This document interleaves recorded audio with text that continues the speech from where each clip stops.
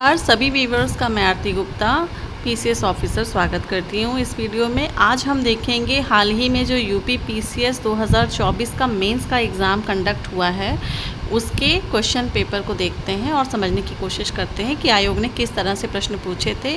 तो ये है क्वेश्चन पेपर जीएस 1 का, जनरल स्टडीज़ 1 का, जिसमें कि आपका history, geography, Indian society, world history वगैरह आता है। तो ये कुछ सामान्य निर्देश हैं। इसमें कुल 20 प्रश्न होते हैं, 2 सेक्शन होते हैं ए और बी। पहले सेक्शन में 10 प्रश्न, दूसरे सेक्शन में भी 10 प्रश्न।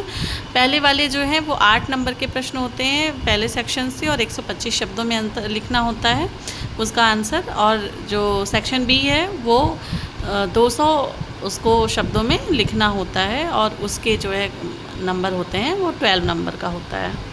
तो आइए देखते हैं कि सेक्शन ए में कौन कौन से क्वेश्चंस थे। तो पहला प्रश्न है, प्राचीन भारतीय इतिहास के अध्ययन के लिए साहित्यिक स्रोतों का परिचय दीजिए। Introduce the literary sources for the study of ancient Indian history. ये बहुत ही आसान प्रश्न था। लिटरेरी सोर्स पूछे थे तो आपको लिटरेरी सोर्स ही लिखने हैं। इसमें किसी भी तरह का आपको पिलर वगैरह का और उस तरह के जो है आर्किटेक्चर से संबंधित कोई बिंदु नहीं लिखना था। तो इसीलिए क्वेश्चन को 2 बार पढ़ना चाहिए कम से कम और ध्यान से समझना चाहिए कि हमको लिखना क्या है उसमें। अगर आपने जो पूछा गया है उससे अलग कुछ लिख दिया तो उससे नंबर आपको फिर नहीं मिलते हैं उसमें। सेकेंड क्वेश्चन, स्वतंत्रता के तुरंत बाद भारत के समक्ष चुनौतियों का लेखा जोखा प्रस्तुत कीजिए। Give an account of the challenges faced by the India immediately after independence. इसमें जो है 8 मार्क के जो क्वेश्चन होते हैं उसमें आपको 2 पेजेस मिलते हैं और बेहतर प्रस्तुतिकरण के साथ आपको क्वेश्चंस को करना होता है। तीसरा प्रश्न है, नेपोलियन क्रांति का पुत्र था, व्याख्या कीजिए। Napoleon was the son of the revolution, explain. चौथा, ये वर्ल्ड हिस्ट्री का था। चौथा है, भारतीय समाज पर वैश्वीकरण के प्रभावों की चर्चा कीजिए। Discuss the impact of globalization on Indian society. ये बहुत ही आसान प्रश्न था। इसमें आपको समाज के जो विभिन्न स्टेक होल्डर्स हैं उनको ध्यान में रखते हुए आपको अलग अलग सेक्शंस में बांट करके लिखना था प्रभाव। 5वां जो है, भारतीय ग्रामीण समाज के विकास में महिला संगठनों के योगदान का वर्णन कीजिए। Explain the contribution of women organization in the development of Indian rural society. 6वां प्रश्न, भारतीय संस्कृति की मुख्य विशेषताओं का वर्णन कीजिए। Describe the main characteristics of Indian culture. इन सब प्रश्नों में लिखने के लिए बहुत कुछ रहता है क्योंकि जब हम पढ़ते हैं तो बहुत ही लेंदी डॉक्यूमेंट्स पढ़ते हैं, लेकिन लिमिटेड टाइम में आप कितने ज़्यादा एस्पेक्ट को पकड़ पाते हैं ये इम्पॉर्टेंट है यहाँ पर। 7वां प्रश्न, मनुष्य के लिए महासागरों का क्या उपयोग है। What is the use of ocean for humans. 8वां प्रश्न, जलवायु, मृदा और वनस्पति के अंतर संबंधों को स्पष्ट कीजिए। Explain the inter relationship between climate, soil and vegetation. ये तीनों एक दूसरे पे कैसे प्रभाव डालते हैं। 9, स्मार्ट सिटी क्या है, इसकी प्रमुख विशेषताओं का वर्णन कीजिए। ये रिपीटेड प्रश्न था और बार बार ये पहले भी आ चुका है। Smart city, what is smart city, describe its main characteristics. 10वां प्रश्न, भारत के भूकंपीय क्षेत्रों पर टिप्पणी लिखिए। Write a note on seismic zones of India. तो यहाँ से आपका सेक्शन ए ख़त्म होता है और फिर सेक्शन बी शुरू हो जाता है। सेक्शन बी में भी आपको जो है वर्ल्ड हिस्ट्री का एक प्रश्न है। फ्रांस की क्रांति प्रबोधन का सुपरिणाम थी, टिप्पणी कीजिए। The French revolution was a great result of enlightenment period, comment. यहाँ पर आपको ये ध्यान देना होगा कि आपको जो पॉइंट हिट करना चाह रहा है एग्जामिनर उसी पॉइंट से रिलेटेड आपको आंसर में एक्सप्लेन करना है। अगर फ्रांस की क्रांति का जो है इस एस्पेक्ट में पूछा है कि उसका मतलब इसमें बेसिकली ये पूछा जा रहा है कि जो भी आपके उस समय के विचारक थे उन्होंने क्या योगदान दिया फ्रांस की क्रांति को, तो बस वही आपको लिखना है। अगर आप उसका जो है परिणाम लिख देंगे क्रांति का या फिर अलग अलग दूसरे उसके घटनाक्रम लिख देंगे तो आपको उस तरीके से नंबर नहीं मिलेंगे। इसीलिए मेंस में विशेष रूप से ध्यान रखने की बात है कि जो पूछा जाए वही आपको लिखना होता है। अब आइए सेक्शन बी देखते हैं।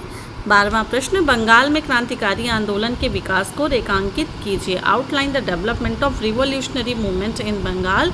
बंगाल हम सभी जानते हैं कि भारतीय स्वतंत्रता आंदोलन का एक मेन हब था। तो ये क्वेश्चन था 12 नंबर का। इसके बाद 13वां प्रश्न, संगमकालीन संस्कृति की प्रमुख विशेषताएं क्या हैं? What are the main features of the Sangam period culture?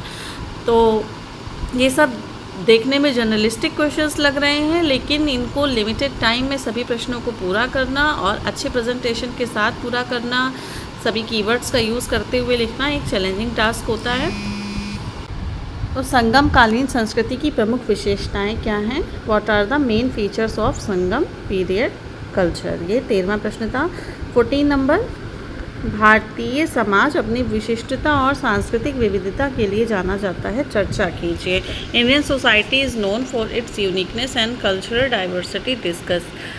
ये सब जर्नलिस्टिक ही प्रश्न थे सोसाइटी से रिलेटेड। गरीबी के कारणों और परिणामों की चर्चा कीजिए, discuss the causes and consequences of poverty. इस प्रश्न के 2 भाग थे और दोनों को आपको प्रॉपर एड्रेस करना था। 16वां प्रश्न, भारत में बढ़ता हुआ क्षेत्रवाद किस प्रकार से अर्थव्यवस्था तथा राज्य व्यवस्था को प्रभावित कर रहा है, स्पष्ट कीजिए।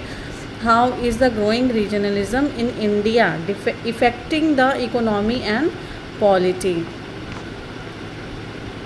17वां, जनसंख्या विस्फोट भारत के सम्यक विकास में एक गंभीर चुनौती है, कथन की समीक्षा कीजिए।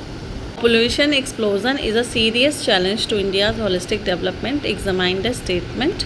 18वां प्रश्न, भारत में स्मार्ट ग्राम की अवधारणा पर प्रकाश डालिए और स्मार्ट ग्राम की प्रमुख विशेषताओं का वर्णन कीजिए। Throw light on concept of smart villages in India and describe the main features of smart village। 19 number, Bharat में वनों एवं जल स्रोतों के जैविक विविधता का संरक्षण पारिस्थितिक संतुलन बनाए रखने के लिए आवश्यक है। Biodiversity conservation of forest and water bodies is essential to maintain ecological balance, elucidate in detail. आखिरी प्रश्न 20वां नंबर, सुनामी की विशेषताओं, कारणों और प्रभावों का उदाहरण विवेचन प्रस्तुत कीजिए, discuss the characteristic causes and effect of tsunami with example. इस क्वेश्चन के भी 3 भाग थे। पहला आपको विशेषता बतानी थी सुनामी की, फिर कारण और फिर प्रभाव। अगर इनमें से कोई एक भी पार्ट आपने नहीं एड्रेस किया तो आपको फिर अच्छे नंबर नहीं मिलते हैं। इसीलिए मेंस में जितने पार्ट्स हैं एक प्रश्न के, उन सभी को प्रॉपर एड्रेस करना ज़रूरी होता है। इसीलिए कहते हैं कि मेंस में आंसर राइटिंग बहुत इम्पॉर्टेंट है, क्योंकि पढ़ने में तो सब आपको जनरल लग रहा है कि थोड़ा थोड़ा सब आता है आपको इसके बारे में, लेकिन एक अच्छे प्रेजेंटेशन के साथ क्वेश्चन को लिखना, उसके बाद एग्ज़ाम में अच्छे नंबर को गेन करना, पेपर को कंप्लीट करना, ये एक डिफ़िकल्ट टास्क होता है। तो इसीलिए आंसर राइटिंग की प्रैक्टिस लगातार आप करते रहिए। तो ये था मेंस का GS 1 का 2024 का पेपर। और पेपर ओवरऑल बात करें तो पेपर जो है वो मॉडरेट लेवल का था, इसको टफ़ नहीं कहेंगे। जनरल चीज़ें जो हम पढ़ते हैं उन्हीं के बारे में था, बस थोड़ा सा पूछने का तरीका अलग था। जनरली जो चीज़ें बच्चे पढ़ते हैं उन चीज़ों को कम पूछ कर कि जो बच्चे चीज़ों को छोड़ देते हैं, जिन पे ध्यान नहीं जाता या जिन पे प्रॉपर फोकस नहीं होता, थोड़ा सा उन चीज़ों को इस बार के पेपर में पूछा गया। इसीलिए डीप अंडरस्टैंडिंग बनाना ज़रूरी है। किसी कोचिंग के भरोसे, किसी टेस्ट सीरीज़ के भरोसे रह कर के आप मत रहें। आप अपनी खुद भी समझ विकसित करें विषयों को लेकर। जिन चीज़ों को आप पढ़ते हैं उनको इनकलकेट करें, उन पे समझ पैदा करें, ताकि क्वेश्चन को चाहे किसी भी एंगल से पूछा जाए आप उसका जवाब दे पाएँ। तो ये हमने देखा GS 1 का क्वेश्चन पेपर। जल्दी ही मिलते हैं फिर किसी अगले वीडियो में। अगर आप चैनल पे नए हैं तो चैनल को अभी सब्सक्राइब करें, और मेरे चैनल पे अन्य वीडियोस भी हैं स्ट्रेटजी वगैरह के, प्रीलिम्स मेंस दोनों के लिए मेरे नोट्स वगैरह भी हैं, आप उनको भी ज़रूर देखिए।